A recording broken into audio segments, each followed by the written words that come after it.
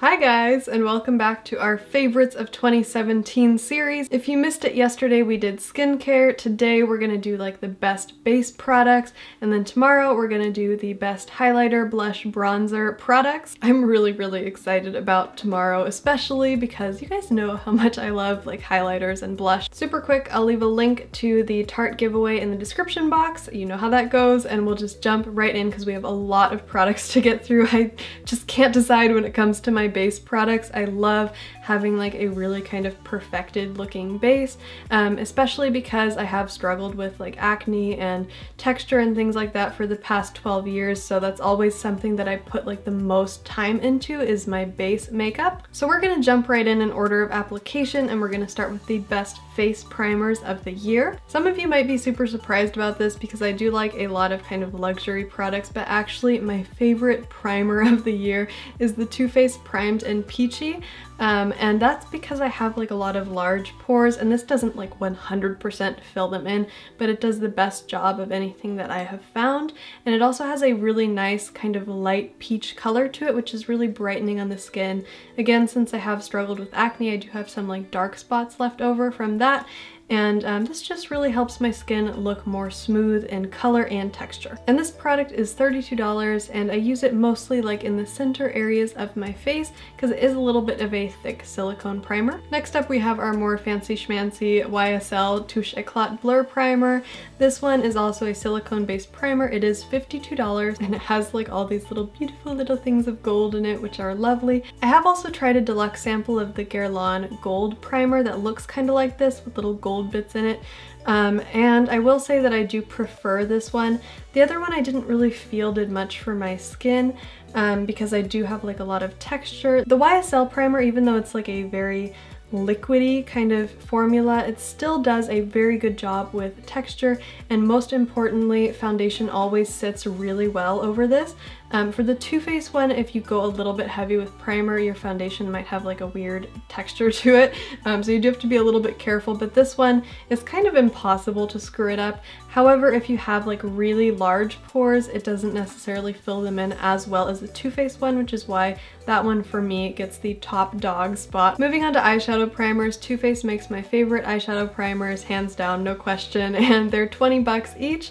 So I use the Shadow Insurance just for like regular eyeshadow days. And then when I'm doing a more glittery look like this pressed glitter from Natasha Denona, I do actually use the glitter glue, and even though it's probably not like the stickiest glitter glue in the world, it does actually do a perfect job for me of holding the glitter in place. I never notice it's like migrating or anything like that. For foundation and spot concealing, I think I'm gonna have a little bit of a riot on my hands when I say this because these products are so expensive. But if you have really sensitive skin that kind of breaks out with a lot of foundations on the market, and you really need something that's good skincare in addition to being a foundation, then this is absolutely the best one that I have tried, and I think that the appearance on the skin is really natural and radiant. This is the Clé De Peau Silky Cream Foundation.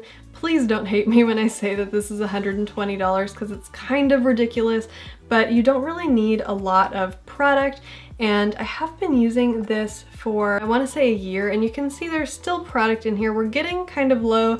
I don't use it every single day, but just on days when I want my makeup to look really nice, I do always reach for this one. It also has an SPF of 23 if that is important to you, and it has kind of a medium coverage. It's a very radiant product, which I like, but also it still sits well on my oily skin. Even though it doesn't control the oil, it doesn't move around or come off or just like start melting off your face like some products have done for me. So I'm really happy with this, even though it's not oil controlling. I just use more powder on top. I also have the Clé De Peau Concealers as my top spot concealers. Because I just feel like these really blend very naturally into the skin. They don't really look like you're wearing concealer, and that's really important for me, that it blends into the skin, especially as somebody who struggles a lot with acne. I don't want to always look like I'm trying to hide my acne. So I do have two different colors. I have a beige for like the summer, and I have ivory for the winter.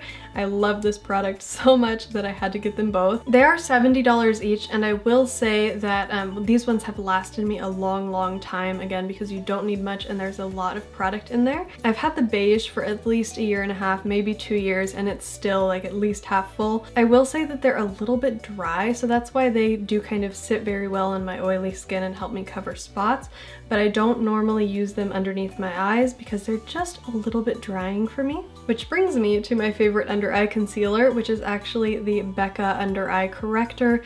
I believe this is also like a peachy color correcting product, so you could use a concealer over the top of this as well, but I don't normally find that I need to do that. It is a little bit sticky going on, so just don't use too much of it, but it's really hydrating as well. I think this would be really great, especially for people with dry skin. The skin under my eyes is really dry, so this is great for that area. And in case you're wondering why it looks untouched, just because I have another smaller one in a trial size that I'm still trying to get through, this product literally lasts forever. I will also give an honorable mention to the Trish McEvoy Instant Eye Lift, which is $45. That one is very similar in peachy, but it's a little bit drier in texture, so if you find that the Becca one is very sticky on you, that one is just like perfect. You don't even have to set it with powder at all. Next up for powder, I am sort of a powder hoarder, so I have so many powders.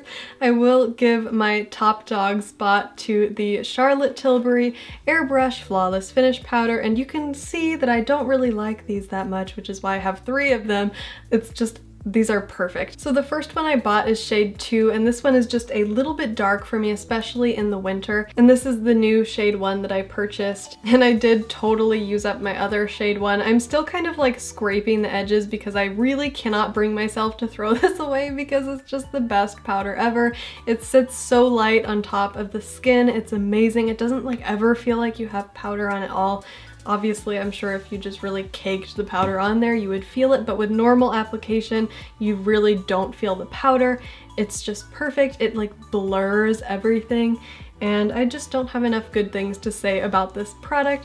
It is $45 and it's worth every single penny. As somebody who really likes to sleep in the morning, I don't like to waste a single second of time, so pressed powders are my go-to because you don't have to like waste time shaking out the perfect amount of product. So this is the one that I just always reach for. But I will say that lately I've really been enjoying playing around with my loose powders, and I do have some to recommend. I couldn't really narrow it down. I really like my new Givenchy Prisme Libre loose powder. This one is $55.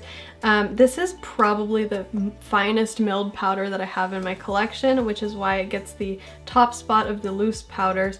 However, I just want to mention that this does have like a green and a blue and a light purple and a light pink, and the green and the blue are very strong, which is probably why I have a little bit of reservation when using this powder, because I feel like when I shake it out I get more green and blue, which I feel would look best on somebody who has like a very fair pinkish complexion. But since I'm already a little bit yellow, it can make my face look very green or very blue if I'm not careful. So I think I will try a different color from this powder line that's more like pink and purple and brightening for my particular skin tone. But I do think that the consistency and the mill of this powder is probably the best that I've used. Next up we have a cheaper option which I adore, and that is the Besame Brightening Powders. These are only $22, and these ones are also very finely milled. Not as fine as the Givenchy, but I think they do a really excellent job with brightening. This is the full size one. I do have 3 mini sizes as well, which I love. And it comes with a puff. I really like that this one has a little cover in here to kind of keep the powder from spilling out when you're not using it. And then the purple shade is just so brightening for people who have kind of a yellow skin tone. As a mini, I also have their pink one and their vanilla one, and they're all really excellent for brightening. I don't ever find that I have like problems with this powder looking cakey or feeling heavy on the face. And then for a finishing powder, you guys know that I just really love my Guerlain Meteorites. These are typically $62, but they do have like all kinds of holiday and limited editions that can go up to, I believe, $75. I'm not going to recommend like a particular one, so these are finishing powders, not like setting powders, so they can give like a different kind of effect to your makeup. Kind of similar to the Hourglass ambient lighting powders, but I think those ones are a little bit too strong of a finish. So if you use a heavy hand, it can really like alter your makeup strikingly.